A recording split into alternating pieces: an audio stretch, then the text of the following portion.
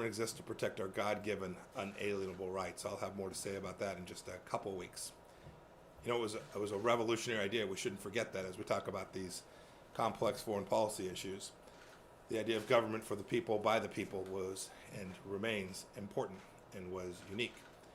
We're always striving for a more perfect union. We don't get it right every day, but we try to improve, and we use our unmatched power to protect rights at home and abroad.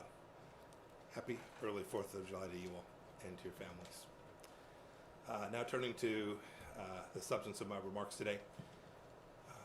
And I want to talk about one of the world's most unfree countries. Yesterday, the Chinese Communist Party implemented its draconian national security law on Hong Kong in violation of commitments that it made to the Hong Kong people and to the United Kingdom, in a UN-registered treaty and in contravention of Hong Kongers' human rights and fundamental freedoms. Free Hong Kong was one of the world's most stable, prosperous, and dynamic cities. Now it will be just another communist-run city where its people will be subject to the party elite's whims. It's sad. Indeed, this is already happening. Security forces are already rounding up Hong Kongers for daring to speak and think freely. The rule of law has been eviscerated. And as always, the Chinese Communist Party fears its own people more than anything else. The United States is deeply concerned about the law's sweeping provisions and the safety of everyone living in the territory, including Americans. Article 38 of the new law also purports to apply to offenses committed outside of Hong Kong by non-residents of Hong Kong, and this likely includes Americans. This is outrageous and an affront to all nations. On Friday, we implemented visa restrictions on those responsible for the Hong Kong crackdown. On Monday, we announced that we would end defense equipment and dual-use technology exports of U.S. origin going to the territory. We will continue to implement President Trump's directive to end Hong Kong's special status. Other federal agencies are involved as well. I applaud FCC Chairman Ajit Pai's for designating Huawei and ZTE as national security risks. We're also continuing to take action to build on President Trump's signing of the Uyghur Human Rights Policy Act. Today, the United States Department of State, along with Treasury, Commerce, and DHS, are issuing a business advisory to companies with supply chain links to entities complicit in forced labor and other human rights abuses in Xinjiang and throughout China. CEOs should read this notice closely and be aware of the reputational, economic, and legal risks of supporting such assaults on human dignity. I want to call attention to recent credible and deeply disturbing new reports that the Chinese Communist Party is imposing forced sterilization and abortions on Uyghurs and other minorities in Western China. This shocking news is, sadly, consistent with the CCP's decades-long callous disregard for the sanctity of human life. I call on all nations, women's advocates, religious groups, and human rights organizations to stand up for the Chinese people's basic human dignity. Look, the Chinese Communist Party's brutality affects the rest of the world too. We welcome India's ban on certain mobile apps that can serve as appendages of the CCP's surveillance state. India's Clean App approach will boost India's sovereignty. It will also boost India's integrity and national security, as the Indian government itself has stated. Today, Canada's National Day celebrations are dimmed by the CCP's recent decision to bring trumped-up espionage charges against Michael Korvig and Michael Spavor. The CCP's propagandists have implied that these two Canadian citizens are hostages held in retaliation for Canada's lawful arrest of Huawei's executive. She is charged by the Department of Justice with bank fraud, wire fraud, and conspiracy to commit bank and wire fraud.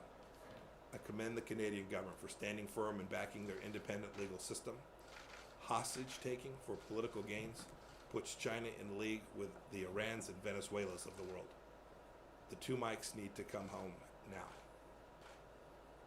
In the Middle East, at the fourth Brussels conference on Syria yesterday, the United States announced almost $700 million in humanitarian assistance to support Syrians inside the country and displaced abroad, bringing our total funding to just over $11.3 billion since the conflict began more than 9 years ago.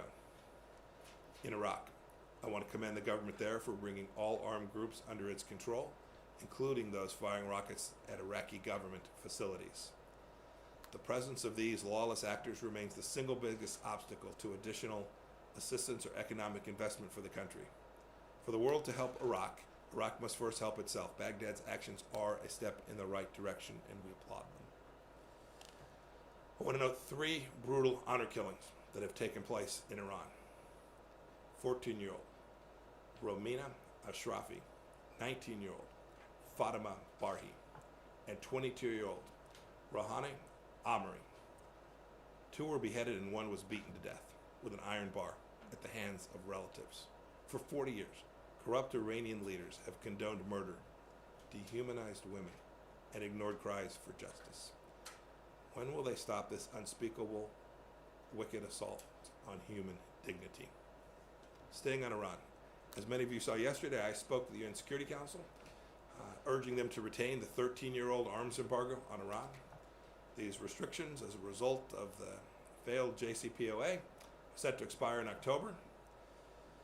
If Iran is allowed to buy weapons from the likes of China and Russia, more civilians in the Middle East will die at the hands of the regime and its proxies. It's that straightforward.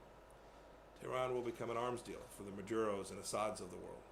Sworn enemies of Israel, like Hamas and Hezbollah, will be better armed. European nations will be put at risk. Our team has put together a short video that explains why this is so important. I'd like to show it to you now.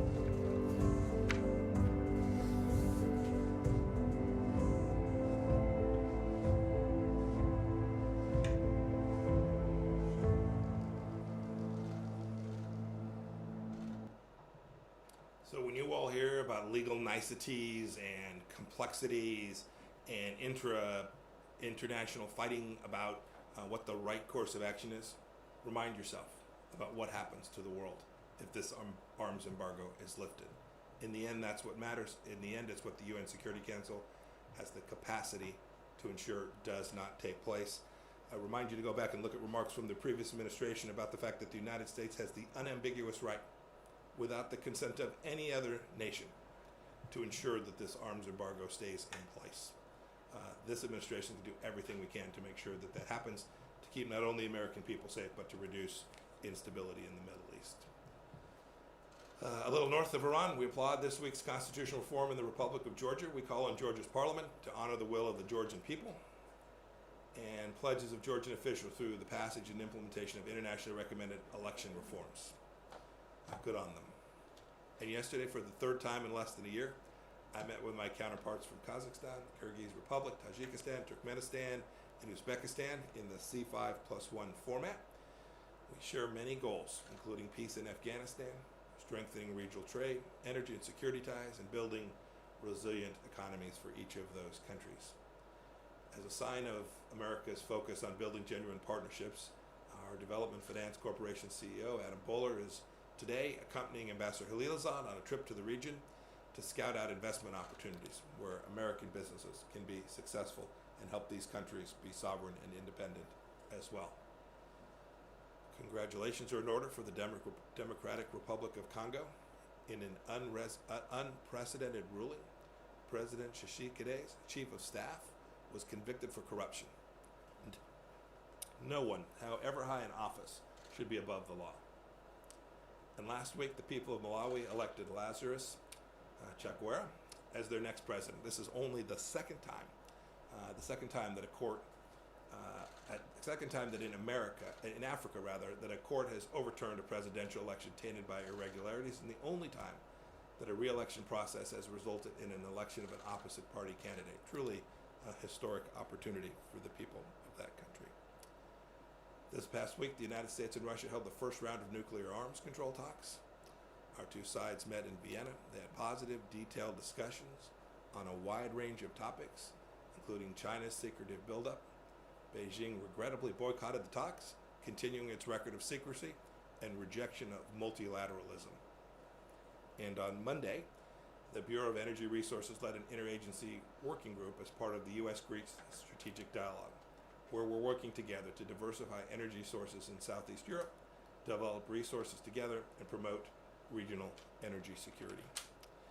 And finally, to our hemisphere, all 21 OAS member states voted last week to condemn the Maduro regime's attempts to suppress independent political parties in Venezuela. Our region has categorically rejected the attempts to create a phony Maduro-friendly opposition. The United States also congratulates the people of Suriname in their elections and a peaceful transition of power to a new National Assembly. We look forward to working with that new government. In contrast, it's now been 4 months since Guyana's election, long past due for a peaceful transition of power. CARICOM and the OAS have certified the recount results. They should get on with it. I've instructed my department to ensure those who undermine Guyana's democracy are held accountable. Also today, the USMCA comes into effect. It will open up new opportunities for U.S., Mexico, and Canadian business and consumers. Good news. Finally, I'll bookend my remarks by marking another anniversary. July 1st marks the 70th anniversary of the Fulbright, Thailand. American educational programs and cultural programs, the world like this, underscore America's respect for freedom, democracy, decency, and respect for human rights. And with that, I'm happy to take questions from y'all this morning. Adam? Thank you, Morgan. I had two for you on Iran, if I may. One on the arms embargo. I was curious if the U.S. is willing to accept a temporary extension to potentially get Russia, China to go along with it. I was hoping you could get into the specifics of what terms are acceptable. And on the larger nuclear violations that the U.S. and now the IAEA have identified, are we looking at a menu of options for repercussions for this? And specifically, might snapback be one of those options on the menu? I was hoping you could touch on that specifically, because it seems some are making the argument that snapback accounts for the arms embargo and, of course, all other restrictions. So I was hoping you could talk about that a bit. So first of all, our objective is not to extend the arms embargo for another short period of time. That's how we got into this mess, right? The arms embargo should be lifted when the Islamic Republic of Iran begins to behave in a way that is consistent with the ability to move arms around the world, to purchase, to act in a way that's consistent with the way normal nations act. So it's not a time-limited matter, it's a conditions-based matter, and our objective is to make sure that the lifting of that arms embargo is conditions-based. And when the time is right, happy to let it happen tomorrow. But extending it for 6 months or a year or 2 years fundamentally falls into the same trap that the previous administration fell into. I know there's a bit of a straw man argument. What if you got 20 years? What if you got 50 years? What if you got 100 years? I don't want to talk about anything specific, but our objective is very clearly to say that the lifting of that arms embargo is not appropriate until such time as the world can be assured that these folks won't use those weapon systems, or the money that flows from the sale of those weapon systems for malign purposes. As for the other provisions, what's happening at the IAEA, make sure everybody's up to speed. The IAEA filed a report that made very clear that the Iranians have failed to allow access to 2 sites that are suspected of potentially having engaged in nuclear activity related to their previous programs that predate the JCPOA. The Iranians continue to deny access to the IAEA. This is not about the JCPOA. This is about the NPT framework, the safeguards provisions that every nuclear power signs up for and that the Iranians have agreed to. This is outside and separate from the JCPOA. It's never been the case before that a regime has denied access to the IAEA. And so yes, in terms of how we're thinking about responding, we hope the world will see that this is a serious risk to the entire non-proliferation regime, and the United States is prepared to lead to come up with responses to this which would be appropriate and consistent with protecting and preserving that regime against Iranian intransigence that is entirely inappropriate. I hope the Iranians will change their mind. They'll allow full IAEA, unfettered, repeated, consistent access. To date, they've chosen not to do so. Nirmal? Secretary, Ghosh from Straits Times. And in remarks about a week ago at the Brussels Forum, you mentioned a review of American resources abroad, force postures, and so forth, reordering. Could you tell us a little bit more about that? And specifically, does the Indo-Pacific and Asia in particular figure in that? So I'll leave specifics about force posture to Secretary Esper, but there's important foreign policy ramifications of how we think about resource allocation, how we secure American freedom. And so this is something that's been going on, frankly, since the national security strategy was laid down at roughly the beginning, outset of the administration. And so we have consistently been looking for not only how we deploy our forces, Department of Defense forces, but all of the assets that we have. How do we think about our cyber capability? How do we think about where our embassies ought to be? So the State Department's undergone a parallel process of thinking about how do we engage diplomatically, where do we need to be, where do we need to devote our resources as well. So this has been a broad national security strategic review that's thinking about how do we focus on the threats that challenge us today and not those that challenge us 10 or 20 or 30 years ago.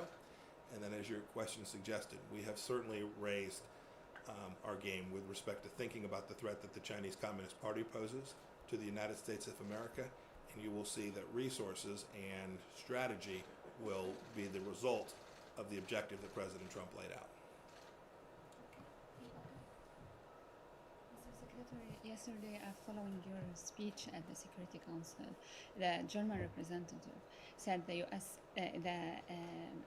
has no standing in this meeting to invoke UN sanctions, and by doing so, you will be violating the international law. How do you comment on that? And to what extent would the snapback be efficient if it is not supported by your allies, by your European allies? So two things. That I don't want to get into the legal analysis that you're suggesting. We have the full authority to go exercise that right. As a participant in UN Security Council Resolution 2231, we are highly confident that we have the right to exercise that. It is not our first objective. We hope that the UN Security Council, the Chinese, the Russians, every partner there will see that it is in their best interest to deny Iran this benefit that comes when they've not changed their behavior one lick. So we're hopeful that we'll be able to do this without having to go through a complex, difficult process at the UN. So that's certainly our objective. And we think we'll prevail. We think as we get closer, the world will see. If you're a citizen living in Brussels or you're someone in Athens, do you really want the Iranian regime to have Chinese fighter planes? I don't think so. I think the government of Greece will conclude the same thing. If you're sitting in Finland and you're trying to sort your way through about whether it's a good idea for the Russians to be able to have another partner who they sell weapons to, I think each nation will conclude this is a bad idea. They will regret that the JCPOA allowed this to expire, and they'll join us in this. It is certainly a full-fledged diplomatic effort that we're engaged in to convince the world that this is the right outcome, not just for the United States, but go talk to our partners in Saudi Arabia or the Emirates and Kuwait. They know too that if Iran is allowed to become an arms merchant again, instability in the Middle East will flow. John. Thanks. Mr. Secretary, Yes, sir. On this bounty issue, you had some conversations with senior Russian officials after your aides were told about evidence of the Russian bounties. Did you use those opportunities to tell Moscow not to endanger U.S. troops in that manner? So let's back up. A lot of what you said suggests knowledge that I don't think you actually have. I don't want to comment on the intelligence. The CIA has put out a statement. The DNI has put out a statement. But I can tell you the intelligence community handled this incredibly well. We see threats in intelligence reporting to our soldiers stationed all over the world every single day. Every single day.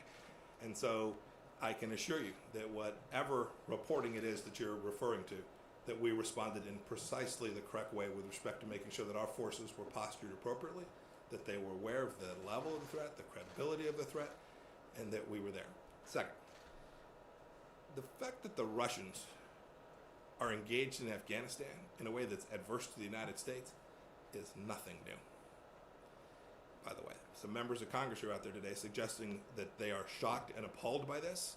They saw the same intelligence that we saw. So it would be interesting to ask them what they did when they saw whatever intelligence is that they are referring to. They would have had access to this information as well. Not just the intelligence committees, by the way, even more broadly than that. We took this seriously. We handle it appropriately. The Russians have been selling small arms that have put Americans at risk there for 10 years. We've objected to it. To your point, when I meet with my Russian counterparts, I talk with them about this each time. Stop this. We think we have a not perfect, but somewhat overlapping objective in Afghanistan. It's on their doorstep.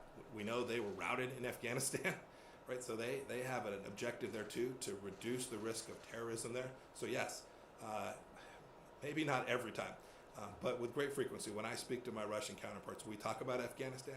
We talk about the fact that we don't want them engaged in this, but it's just so everybody can be level set.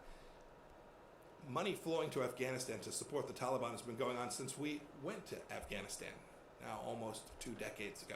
It's not just the Russians. Indeed, probably not the majority of the Russians. Money's flowed from lots of places, from Iran. Even today, the Iranians continue to undermine what we're trying to accomplish in terms of peace and reconciliation in Afghanistan. It's incredibly important that you take in context how it is this reporting is developed and how it is the United States has responded to this. We do everything we can, and this president has been vicious in securing American freedom and protecting American soldiers. The last point, there's some suggested somehow that there was an appropriate response taken because this was Russia. If you have 20 minutes, I will read to you what this administration has done with respect to Russia, but instead I'll just provide it to you for the record. But it starts with a $700 billion allocation of resources to the Department of Defense. It continues with withdrawal from the INF, something the Russians remain unhappy about. What we've done in Syria to push back against them, including against the Wagner Group. This administration has taken seriously the threat from Russia. I only wish we had not had so much to clean up from the previous administration's work to allow Russia to get on the ground in Syria, make enormous gains, interfere in elections in the United States of America under the previous administration's watch. We've had a lot to clean up, and President Trump has been serious about responding to this in a way that protects America, keeps Americans safe, and every day working diligently to make sure that we keep our soldiers safe wherever any threat, whether that's from Russia or otherwise presents itself. Mr. Secretary, the U.S. has viewed Russia as a bad actor, but wouldn't the bounties be an escalation? Wouldn't the bounties be an escalation? Go ahead. Yes. Thank you, Morgan. Thank you, Mr. Secretary. My question is, you just mentioned about the report written by Dr. Adrian Zenz regarding the forced sterilization and abortion of the Uyghur population, thereby China assimilating the Uyghur people. In the report, actually, Dr. Zenz, he presented compelling evidence that the Chinese government's severe human rights violation of the Uyghur people meet the criteria of genocide, as defined by the UN Convention on the Genocide. And also, former Hong Kong Governor Chris Patten called China's policy toward the Uyghurs is also genocide. In addition to that, European Parliament Chair Reinhard Bütikofer and his first Vice Chair Evelyn Gebhardt, in their joint statement yesterday, also said the report further corroborates the assessment that we may be witnessing the implementation of genocide. I know you also issued a statement regarding this report. So, do you believe China is committing genocide towards the Uyghur people? The United States has taken the strongest action of any nation in the world to protect the human rights of all Chinese people, including the Uyghur people. We'll continue to do that. I hope our European allies in the region will take this seriously. We hope other Muslim nations will take this seriously as well and respond in a way that has the opportunity to protect those people's human rights. We'll evaluate how we think about the Chinese actions and what it is we ought to call them. We've worked closely with Congress to pass legislation that, if I recall correctly, passed nearly unanimously on Capitol Hill. The President signed that legislation. The United States takes seriously our obligation to preserve human rights of the people in China. We'll continue to do that. We're constantly evaluating those actions against the legal norms and standards for the world. Thanks, Mr. Oh, Secretary. yes, ma'am. Hi. Given all that you just laid out about the threat from Russia, is now the time to be bringing Russia back into the G7? And if I may, on Hong Kong, obviously China has passed the national security law And the punitive measures that have been taken so far don't appear to have prevented them from taking these actions. So how far is the U.S. willing to go, and are you willing to take the mandatory actions laid out, mandatory sanctions laid out in the Hong Kong Economy Act? Well, if they're mandatory, we'll do it. We always comply with the law here at the State Department, right? That's what we do. And so we will absolutely implement those laws, both consistent with the letter and the spirit of what those statutes require. So we will certainly do that. And there is more work to do for sure. But in the end, General Secretary Xi gets to make the decision about whether he wants to move his nation closer to something that is disconnected from the world in the most fundamental ways. They talk about, when I was in Honolulu, they talk about wanting to be good stewards, international players that comply with multilateral obligations. But when you're violating citizens' most fundamental freedoms, we should look to your actions, not to your words. And so that's what we will continue to do. We'll continue to do all the things that we can. And importantly, we will continue to build out a global coalition that understands the challenge that the Chinese Communist Party threat places on freedom-loving peoples all across the world. This isn't a U.S.-China challenge. This is a challenge that is between freedom and authoritarianism. And so long as we keep that foremost in our minds, I'm confident that the freedom-loving peoples of the world will prevail. With respect to Russia and the G7, when they were in this, they were causing problems. They're out of it, and they still continue to present risks to us. We need to talk to the Russians. And so the president gets to decide if he wants them to come to summits or not. That's his decision. I'll certainly leave that to him. But I do believe it is absolutely important that we have more frequent engagement with the Russians. You saw we had 2 days in Vienna last week to talk about really critical strategic dialogue about nuclear weapon systems proliferating around the world. I think it is wholly important and appropriate for the United States to continue to have dialogue with the Russians to convince them to change some of the activities that are inconsistent with what it is the United States needs to do to preserve security and freedom for its own people. Kylie? Hi, Mr. Secretary. Kylie, good morning.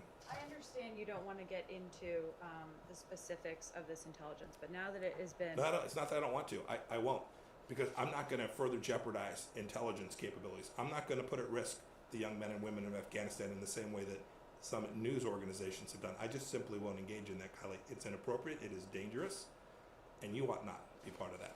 As a former CIA director and soldier, however, do you feel that the president should have been told about the Russian bounty being offered to the Taliban to kill U.S. troops, even if that was not fully verified intelligence? You have 6 things in your question there that are just, I'm not going to go there. You've got assumptions about things that just don't reflect what it is that we've actually seen and done.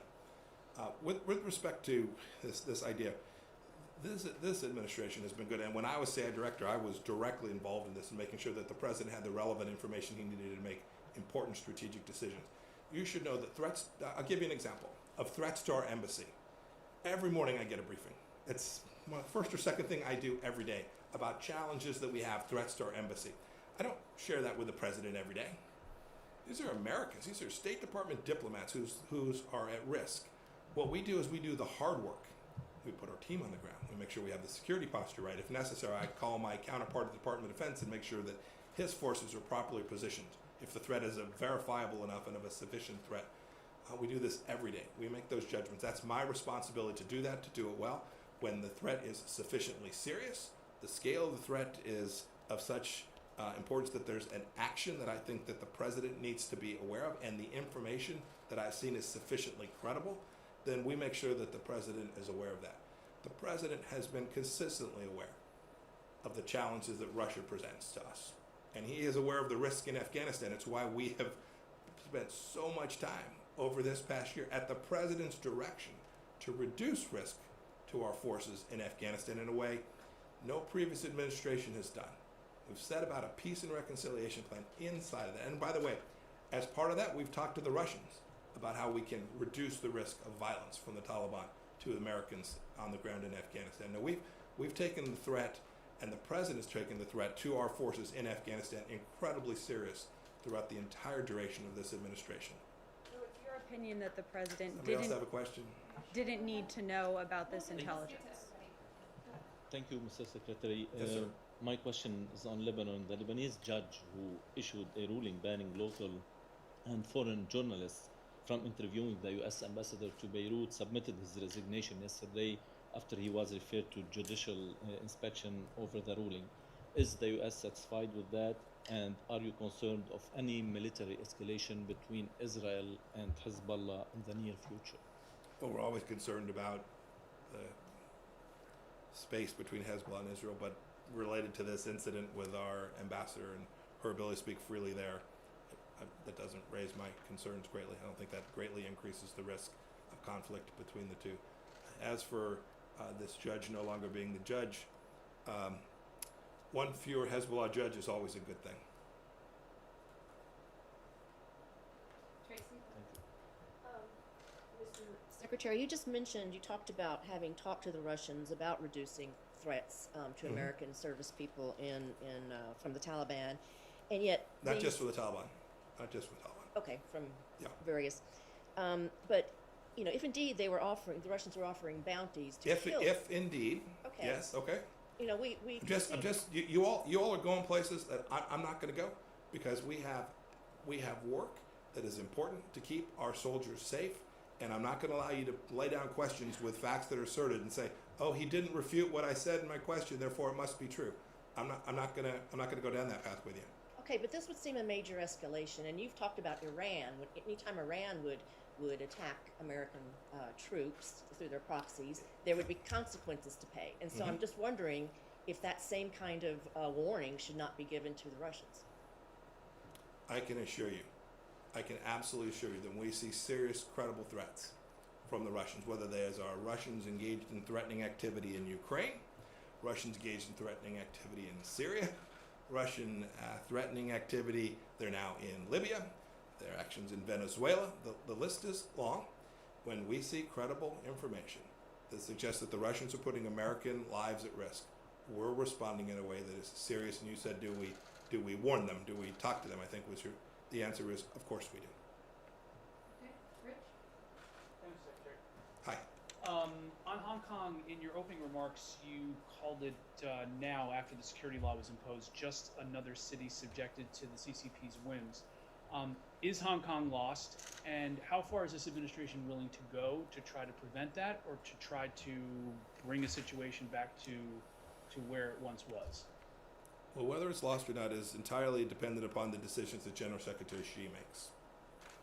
And when you say lost, you mean has it lost its freedoms? Is it no longer an autonomous place? I signed a certification a couple weeks back now that suggested that it was not. I suppose these things are always reversible. The actions of the last 48 hours suggest that the Chinese government, at least at this point, the Chinese Communist Party has no intention of reversing that trend. And as for how far we'll go, I'll just repeat what the president said.